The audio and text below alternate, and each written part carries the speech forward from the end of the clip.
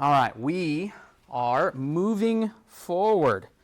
If you are following along numerically, we are actually going to be in Ezekiel Chapter 8 tonight, which may confuse some of you because we never covered Chapter 7, and I'll just use this as a jumping off point to express that we are not going to cover everything throughout this book. There will be times where we will skip small sections. We will try to cover as much as we can, but we are excited to kind of move into this next little section. If you recall, we've kind of covered two main sections of the opening of Ezekiel so far. The first section, in the first couple of chapters, what do you recall, what stood out about that section, the first couple of chapters? Yeah, the vision. So we have a vision, a very strange vision, right? Right in the midst of that vision, we're given a commissioning of the watchman, right? This is Ezekiel. He is called to not just be a watchman. He's told very specifically that he is not able to do something. Anybody remember what that is? And to intercede, right? So unless he's not to be able to speak unless God has spoken and had him speak. So he's not to say anything outside of what God wants him to say. Secondly, he is to not intercede. That is interesting. Why?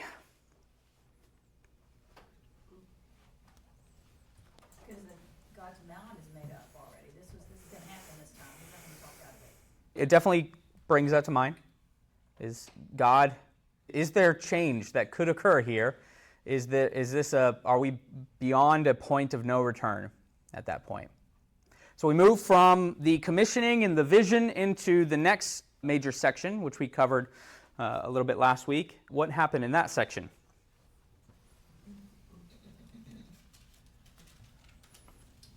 He lays on his side. Yeah. For over a year. Yeah, suddenly the prophet is now living out the excruciating signs that God is utilizing as judgment against Jerusalem. And one of those is that he had to lay on his right side for a certain amount of days, over a year, and his left side for another certain amount of days, 40, I believe. What else did he have to, what other sign acts were there, if you recall? Bound. What'd you say? He was bound. He was bound up in his house, yeah?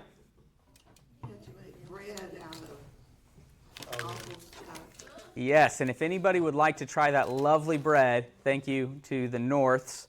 They have brought us a sampling of the wonderful and delicious Ezekiel bread back there.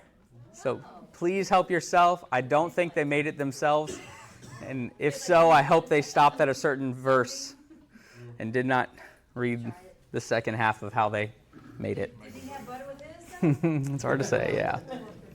Yeah. You got to eat at least one bite with no butter. There you go. There you go. What else? He couldn't talk. His tongue was stuck to it. Yep, couldn't talk. Mm-hmm. Yep. 30 years old in Babylon. One view is that he's 30 years old in Babylon. It's the view I take. It's not the view that some people take.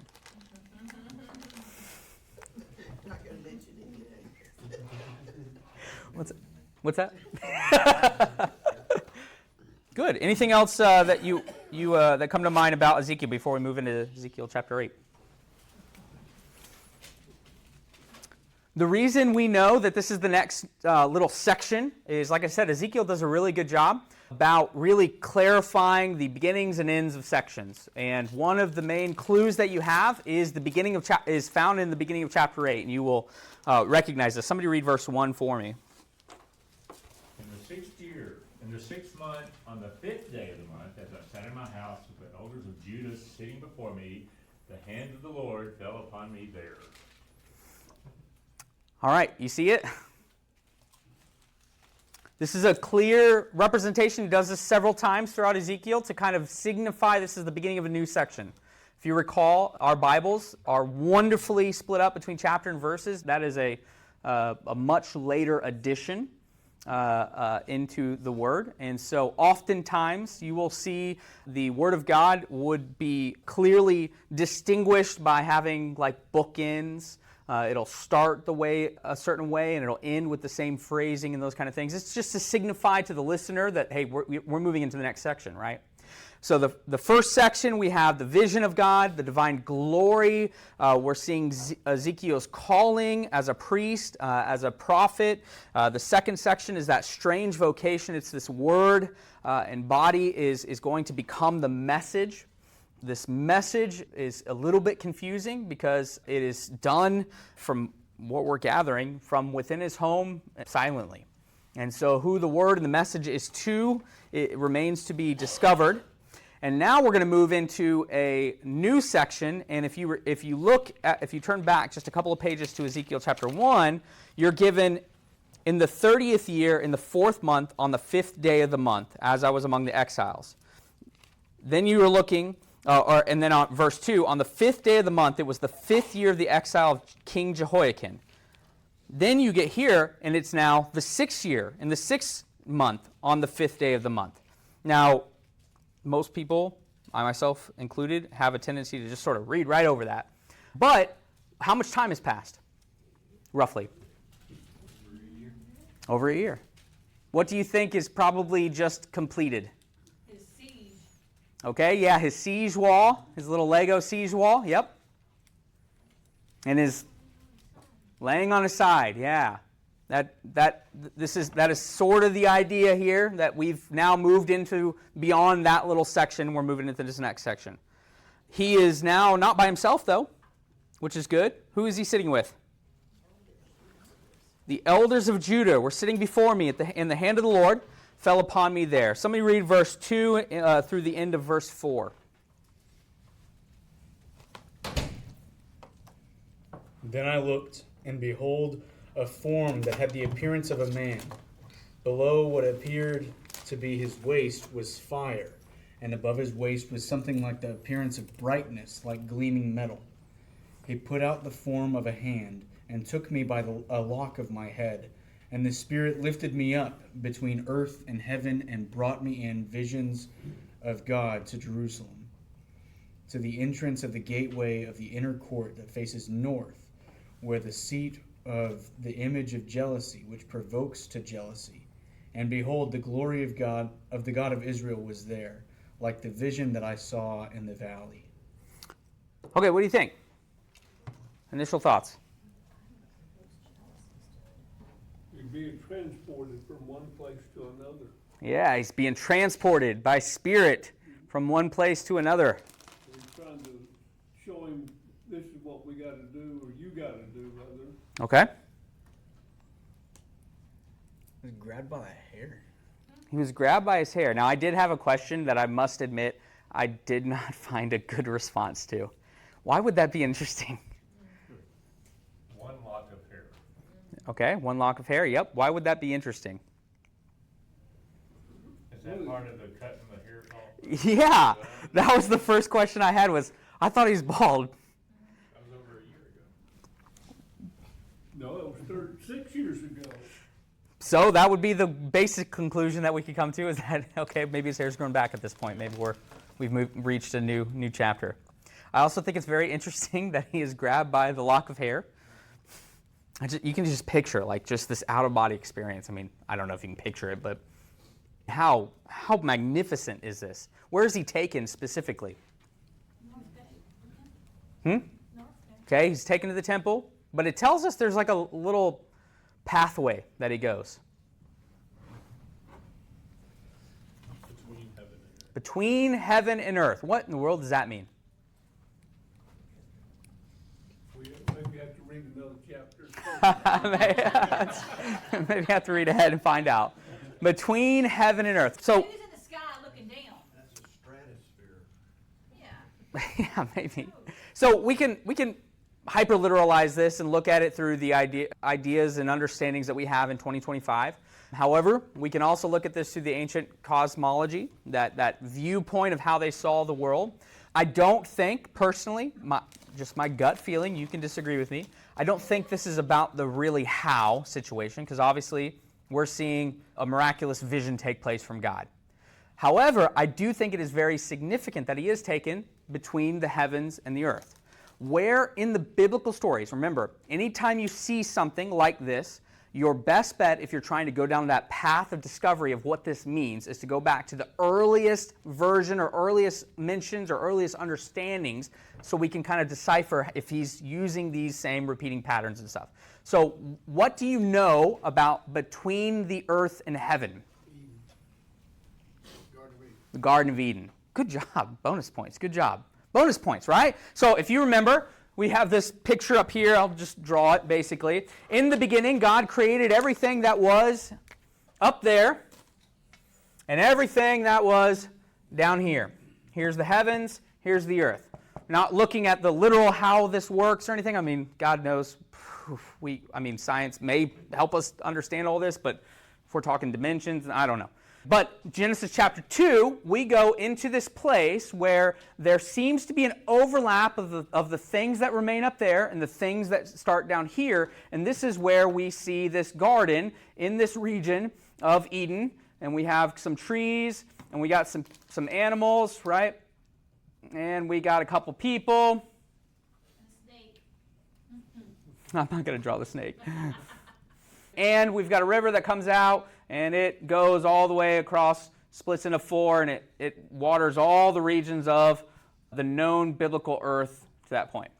And the idea is that in the midst of this garden, this is this heaven overlap into the earth space, which we would call the Holy of Holies, which would be developed later on in the Holy of Holies when they build the tabernacle, when they build the temple.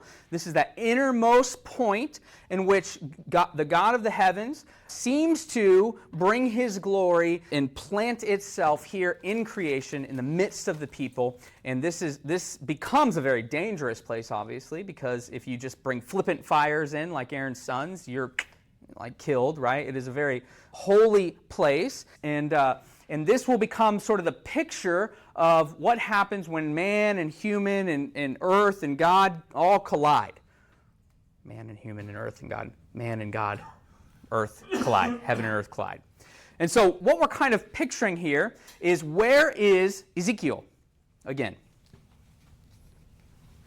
He's by one of these rivers over here, right? And he's sitting by a river called the Kebar Canal, and he's not very happy. I'll just put little cacti.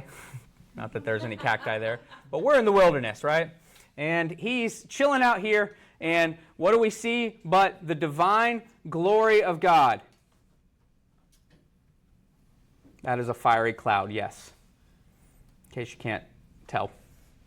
Chapter 1, Genesis chapter 1. And this divine glory cloud appears to this priestly figure in a river outside of the Garden of Eden. So it begins to bring to question, like, the divine glory of God is not in the Holy of Holies, which up to this point, obviously is not Eden, they've been kicked out of the Garden of Eden, is now located in Jerusalem. Now we know, we've been talking about this, we've been leading up to what will eventually happen to that temple in Jerusalem.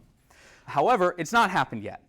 And the divine glory cloud has shown back up at this point. And not only has it shown back up, but it has grabbed the priest by his hair and taken him up into a holy place, into the space between the heavens and earth. This is all representative of that the Holy of Holies place. And then through that heaven and earth portion, he is transported to the end destination, which was the real supposed heaven and earth meeting place. The reason this is important is because he's building anticipation exactly of what's happened here. Here's a priest experiencing the presence of God in the heaven and earth meeting space, but it is not where his end destination, where he ended up. It is not at all in this temple, which is setting up exactly what we're about to discover. What's happened to this temple? Well, the first thing we see is he's brought into this place in the divine presence. The man who appears like a human has shown back up at this point.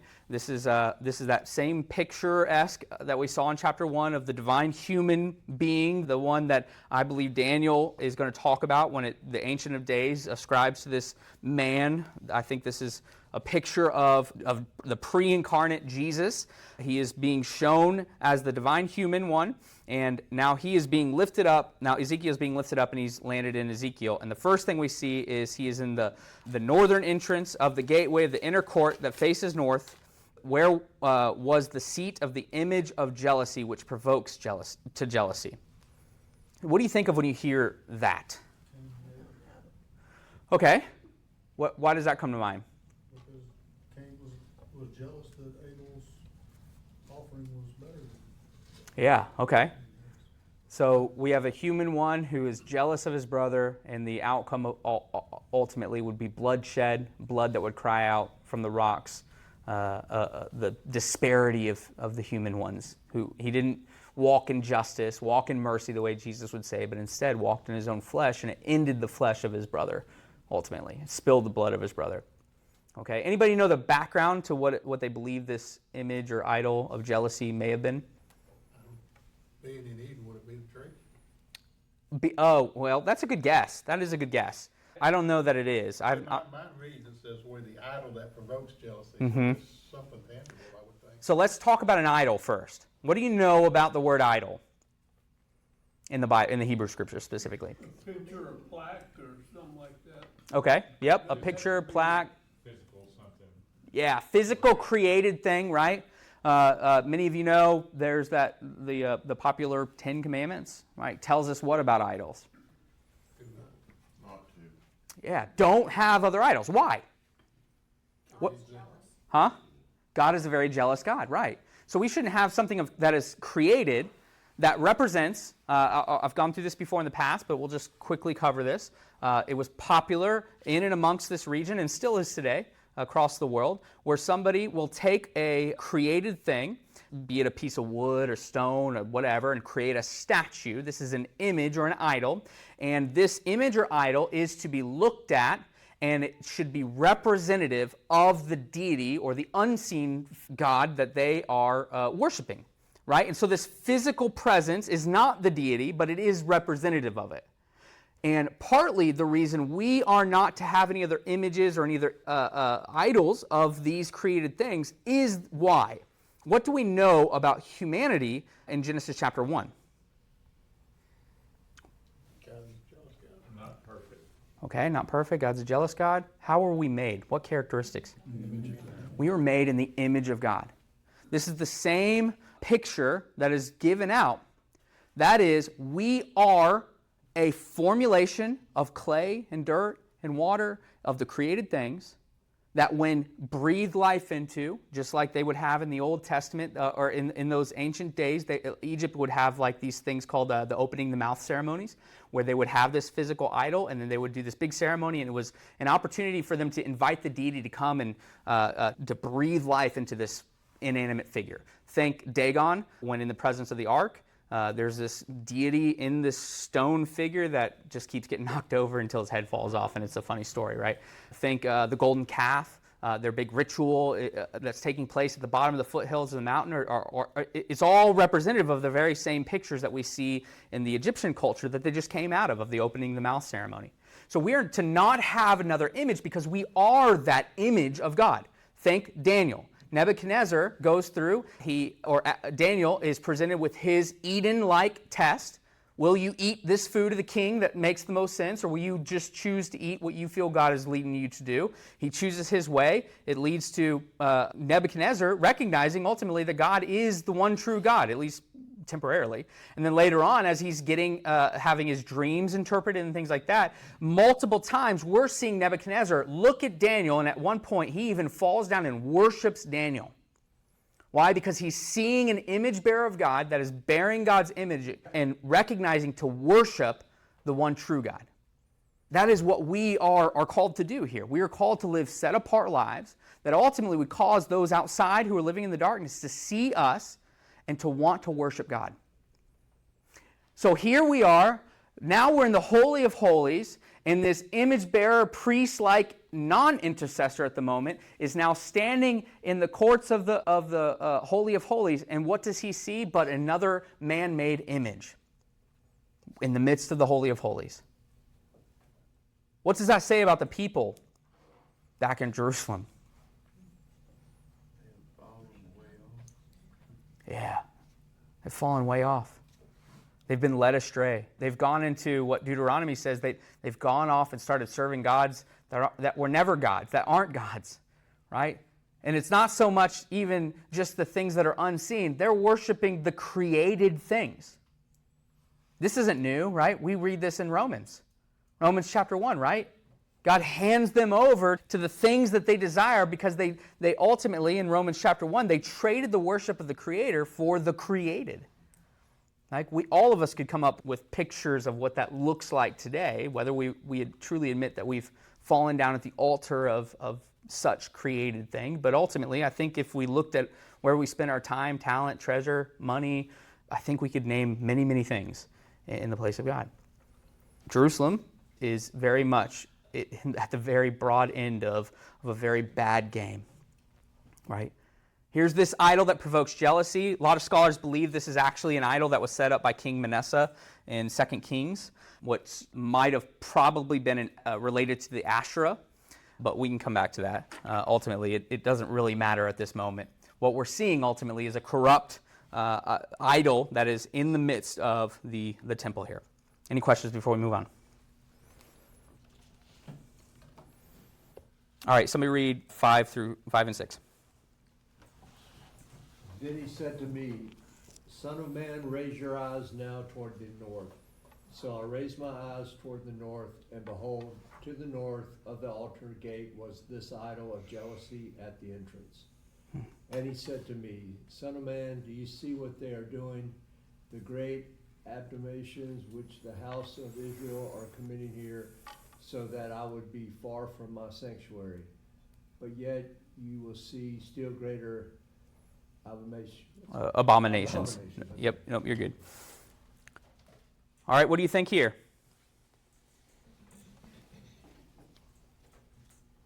I think we got a long ways to go to get to where God wants him to be, Okay. or Israel. Okay, what do you mean by that? We got these idols and trying to get rid of them, Mhm. as well as get the people back to him, and Yeah. how many more stumbling blocks he's got to be confronted with. Okay. I start seeing it says, do you see what they've done? Do you see what they've done to me? Yeah. And is this what they want this idol? Then they can have it. Let me leave. Or spirit. That's about them. Yep. This what they want. They can have what they want. We've kind of touched on this a couple different times. What is supposed to be significant about this temple?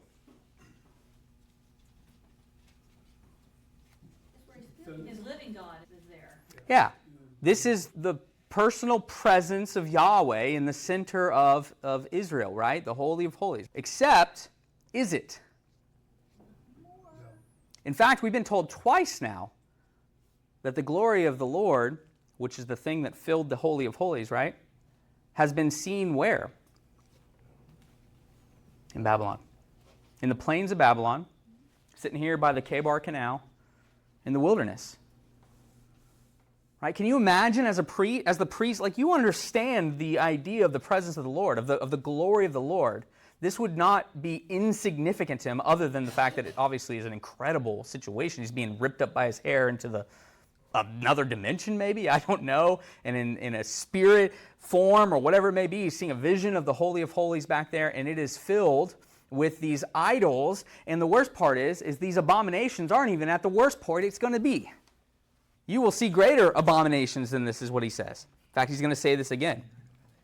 Somebody read 7 through 13. And he brought me to the entrance of the court, and when I looked, behold, there was a hole in the wall. Then he said to me, Son of man, dig in the wall. So I dug in the wall, and behold, there was an entrance. And he said to me, Go in and see the vile abominations that they are committing here. So I went in and saw, and there engraved on the wall all around was every form of creeping things, and loathsome beast, and all the idols of the house of Israel. And before them stood 70 men of the elders of the house of Israel, with Jezaniah, the son of Shaphan, standing among them. Each had his censer in his hand, and the smoke of the cloud of incense went up. Then he said to me, Son of man, have you seen what the elders of the house of Israel are doing in the dark, each in his room of pictures? For they say, the Lord does not see us, the Lord has forsaken the land. He said also to me, you will see still greater abominations that they commit. You're going to see even greater ones. So we have, this is a multi-stop tour for Ezekiel, right? Stop number 1, if you want to call the heavens and earth space, we can call that, I'll call that 0.5. Stop number 1 is the idol of jealousy. Stop number 2 is what? Idol, the practices of the idol, worshiping idols. Okay. What did that look like? Censor's supposed to be for God, the fragrance, not for Okay, so the incense, yeah, the idea is, yeah, who deals with the incense, the altar of incense and all that stuff? The priests, right? So there's cloud of incense, so there's some sort of worship that's going on. And what do we see inscribed in all the walls and stuff? graven images. Idols, very specifically. All the creeping things and loathsome things. Yeah. So what are those? The forbidden things, have things to do. In a way, yes. Yep. Uh-huh. Kind of pictures devil worshiping. Okay. They're in this hole that's dark and they're all in there. You're picturing like an occult type scene, yeah. Yeah. And they have their back away from the temple facing the sun. Yeah. Now, why would it be significant in the walls of the temple for there to be images or inscriptions of creeping animals and beasts? What has to do with the devil? What does it have to do with the sacrifice? It's created things. God created those things. Anytime you want to figure out kind of the meaning, go back to the first mentions of it. Where do we first mention creeping things? Rule them. Genesis 1. They're Man is supposed to, in the earth, dominion over them. have dominion over these things. But instead, what have they done? They're not ruling them, they're worshiping them. Not just those detestable things. These creepers, this is all very reminiscent, by the way, if you want to go down the rabbit hole of like the ancient Near East. This is all very reminiscent of all their partners, both in Babylon, their neighbors, both in Babylon, both in Egypt. They all have, in the Book of the Dead for Egypt, they all have these inscriptions of these creeping things, snakes, of scorpions, of beetles, these things that represent pathways and ways to get to the gods, ultimately. And here, Israel, or Jerusalem, in Jerusalem, they've got them ascribed on the walls. But they've replaced something, because there used to be something on the walls. What used to be on the walls?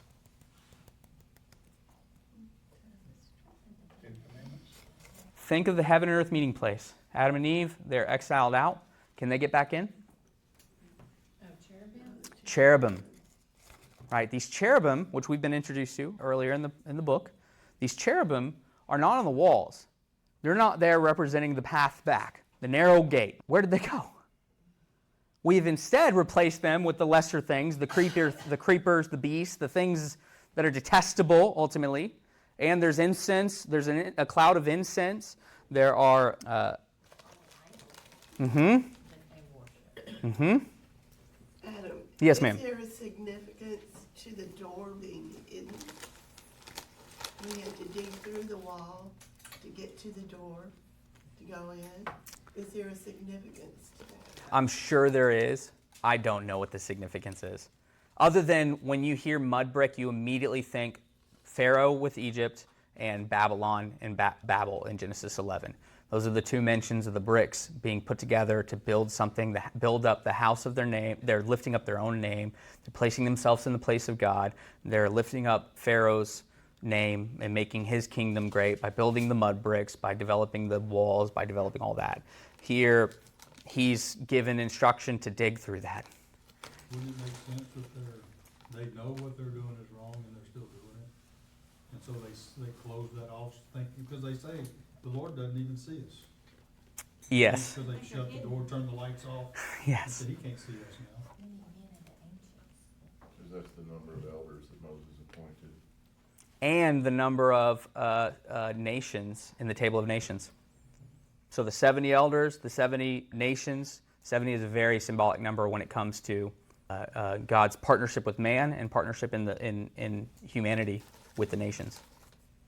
This is why when Jesus sends out his disciples, he just so happens to choose 70 disciples to go out and perform these miracles and come back to him. He just happens to, yeah. It's almost like there's one author, right? Yeah. There's an interesting theory behind this word for idols found here. It's the stereotypical word for idols in Ezekiel, but it's sort of a weird word. And what the belief is that Ezekiel actually took the word that was just used to describe baking bread over dung. The word dung is gilul, and the word for idols is shakutz, and this is gilulun. It's difficult to say. So I like one translator's notes is the dung balls. Like there's a bunch of dung balls that they're out there worshiping. I think it expresses how silly this is, and yet these are the things that they're worshiping. Right? It's trash talk. It's trash talk. The worshipers, the 70 elders of the house of Israel, the reasoning with this whole situation is Yahweh isn't even watching us. And we're getting away with this. Like, he's not even there. The incense is used in the corporate worship of Israel for Yahweh, laid out by the priests in Leviticus and such. It's just to represent the fact that there's still worship going on. It's just not in the way that was ascribed to them in the previous generations. I read the part because I had the same questions that you had, and I thought about it a pretty fair bit. I don't know this, but to me, there's the 70 people that are parallel to the 70 elders. They're supposed to lead the nation. And so to me, this is representative that essentially the entire nation of Israel is engaged in this false worship. And they're trying to hide it, which is why the door is hidden, I think. And they actually do know they're doing wrong. Like the law has been rediscovered at this point, potentially 30 years before Ezekiel. But the law has been rediscovered. They have read it. It has been read to them. Yeah. They know. They have no excuse for this type of false worship. They've been reminded. And yet they're trying to do these things, and they're doing evil in the dark. Yeah. Because as you know, God can't see in the Yeah. dark. Yeah.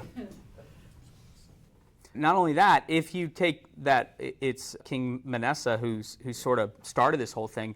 Their own king that they've chosen is also, so the kings and the priests are both leading the people astray, like massively. The second reason I believe that this is Manasseh is because of these next two stops. And so let's read the next stop here. Somebody read 14 through 15. Then he brought me to the entrance of the north gate and to the house of the Lord, and behold, there sat women weeping for Tammuz. When he said to me, Have you seen this, O son of man? Have you seen this, O son of man? You will see still greater abominations than these. So that was nice and short. Quick stop. Who is the scene focusing on? Who are the women weeping for? Tammuz. Anybody have any idea what that is? In ancient Mesopotamian mythology, Tammuz, the husband and brother of the goddess Ishtar, was a god of fertility and rain similar to Baal, and was believed to die each fall with the withering of vegetation and come to life again in the spring when plants budded once more. The myth said that the tears of Ishtar revived Tammuz, and the wailing of the Israelite women in the temple apparently imitated this, signaling their close alliance with paganism. Exactly. So the women are weeping. They're performing these rituals that the Babylonians actually perform. And not just the Babylonians. There's parallels both in the Mesopotamian Baal worship and also in Egypt there's Osiris. And all of these gods have very similar types of liturgy. They're the dying and raising gods of fertility, ultimately. And so here we have Israel in Jerusalem. The women are performing these rituals that would have been very familiar to the Babylonians. They're praying for or weeping in order to rise up Tammuz, who will bring crops, good crops, and good fortune to their crops in the spring. It's great. It's going good. It's going real good. All right. Any questions before we read the last section here? Okay, somebody read 16 to the end.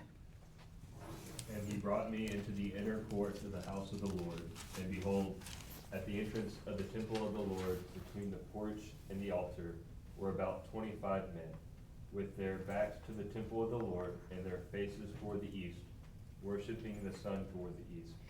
Then he said to me, Have you seen this, O son of man? Is it too light a thing for the house of Judah to commit the abominations that they commit here? That they should fill the land with violence and provoke me still further to anger. Behold, they put the branch to their nose. Therefore I will act in wrath. My eye will not spare, nor will I have pity.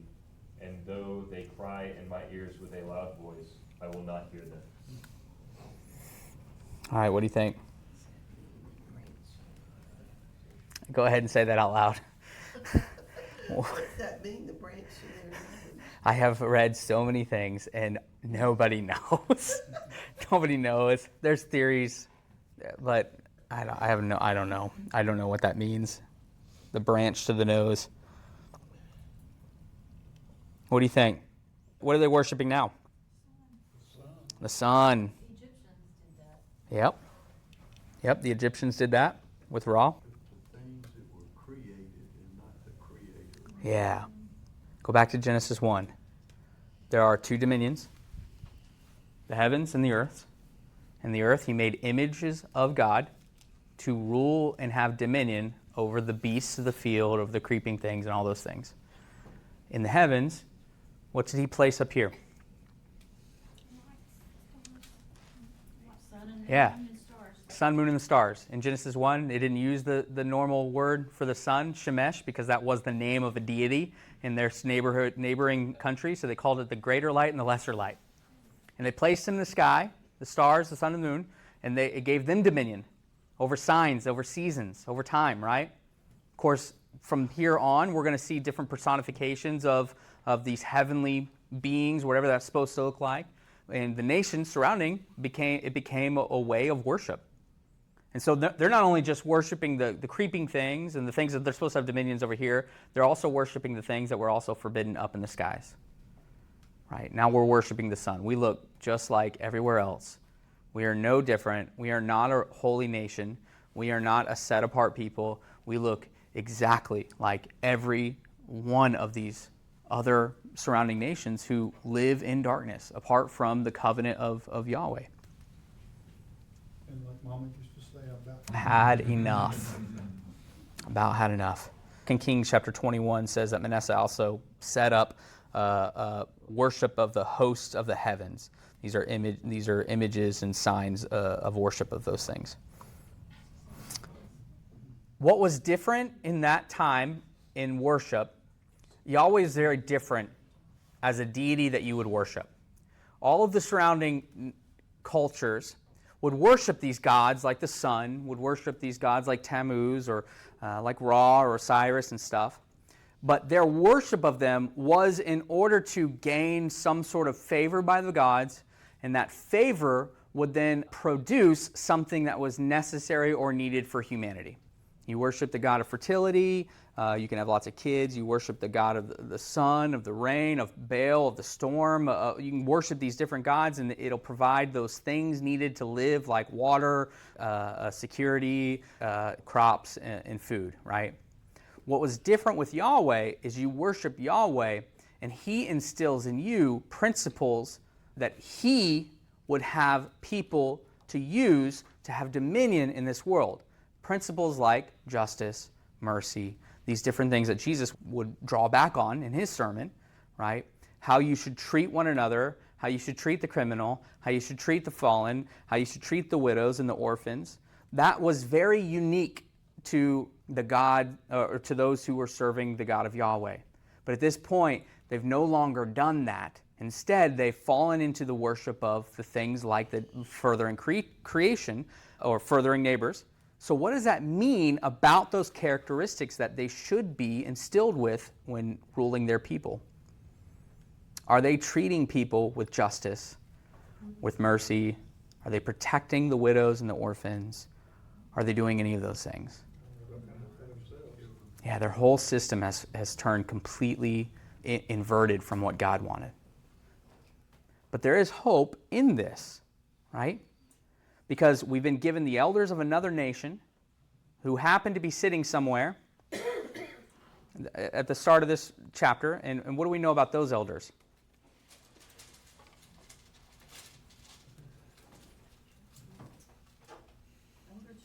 So these elders of Judah are where?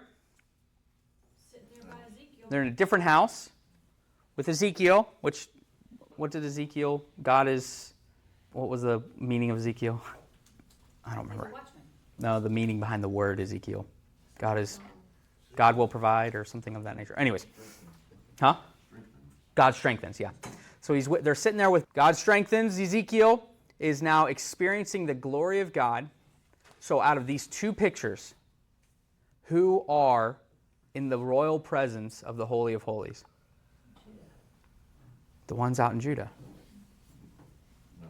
They're in Babylon, but Or yes, not in Judah, in Babylon. Thank you. Here's this priest with 70, or with elders, it doesn't say how many, with elders, experiencing visions of God. It's experiencing the glory of God.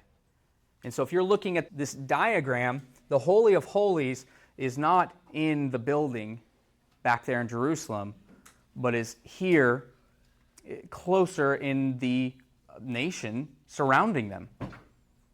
And so there's a hope that's being instilled here, that's being built, right? There needs to be a change. And these people back there in Jerusalem, yeah, they're going to experience exactly what they wanted. They're going to be handed over to the thing that they desired, right? Ultimately, destruction. But God is going to begin to use this, or will continue to use this, to continue His rule here. And there will be judgment that takes place. I was hoping to get through chapter 9. We'll save that for next week. We'll combine it with chapter 10. But what questions do you have? What thoughts? So when he's having all this vision, the elders, they're not seeing the visions, or they're just sitting there? Yeah, we're not led to believe that they're experiencing any of this, yeah. I also don't, how much, well, we'll find out what Ezekiel has to say about it here, or will say about it in 2 chapters. I just wonder what the purpose of the men sitting there, or, do they see him lifted up, or? It's a great question. All those lovely, wonderful, silent lines of Scripture that are not given to us. There's so many questions. I still can't get past him being picked up by the hair. Yeah. It's like, how angry must you be to drag someone across dimensions by their hair? Yeah. And then in all of these different places. Yeah. And then the opening line of chapter 9 is, then he cried in my ears with a loud voice. And just thinking about this being a pre-incarnate Christ who would go to die on the cross for us.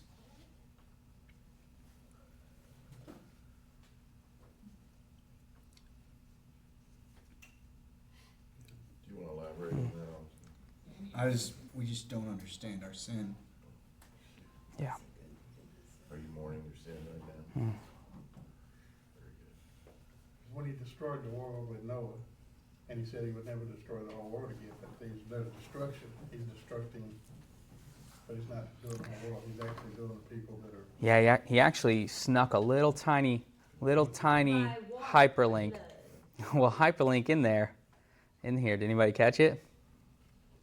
What has filled the Jerusalem? What are the action of the people? that would relate to Genesis chapter 6? I'll give you a hint. Hamas. With violence. Violence. That is exactly the descriptor that was used that filled the whole earth, that led to God's, how do I say this, impenetrable justice in releasing the chaos waters back in on this creation. Now Jerusalem is filled with Hamas. As if you're destroying yourself. And they provoke him still further to anger. Yeah, these are.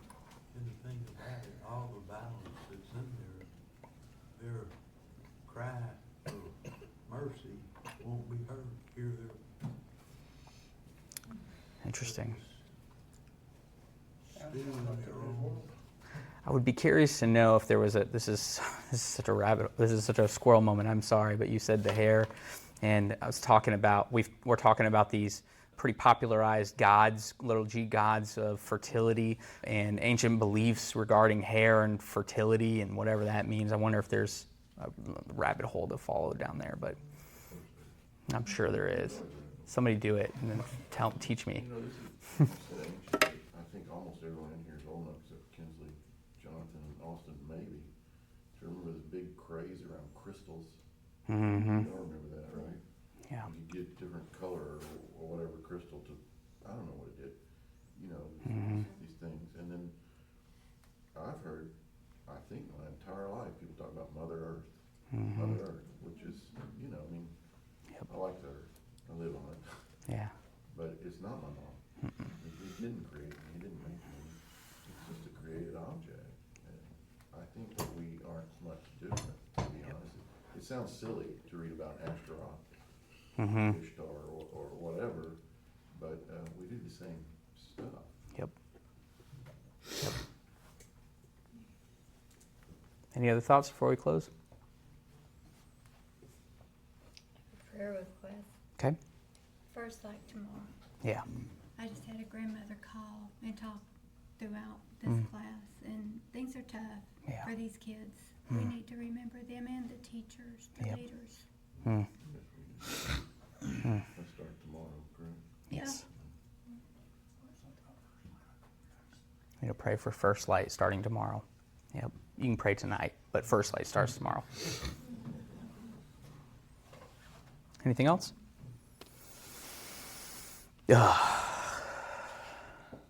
There's light. There will be light. There is light. There's hope. That is a heavy book. It's a heavy book. It really is. And I think that's an appropriate response. I really do. I think that is an appropriate response. Grieving your sin. Grieving the disparity that we all have apart from Christ. This is exactly the way I was taught the Old Testament. Both together. And if I'm honest, that is my life as well. I mean, this is telling us, yes, the Israelite people, and then there's individuals, but it's not different. They spoke a different language than I do, and they probably looked a little different than I do, but they led the same life that I have led. And when it talks about Manasseh, it specifically says that, like, I will not lead you out of this land where you are if you will follow my law. And of course, we don't follow the law. Yep.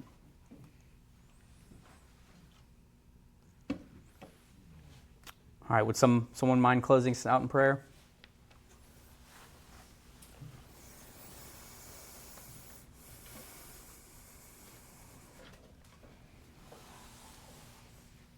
Father God, I thank you that you're merciful, God. I thank you that you had such mercy on us, that you sent Jesus to lead us into the light out of the darkness. Forgive us when we hide, because the word says that when we hide our sins, we won't prosper. So thank you, Lord, for the study of your word. Help us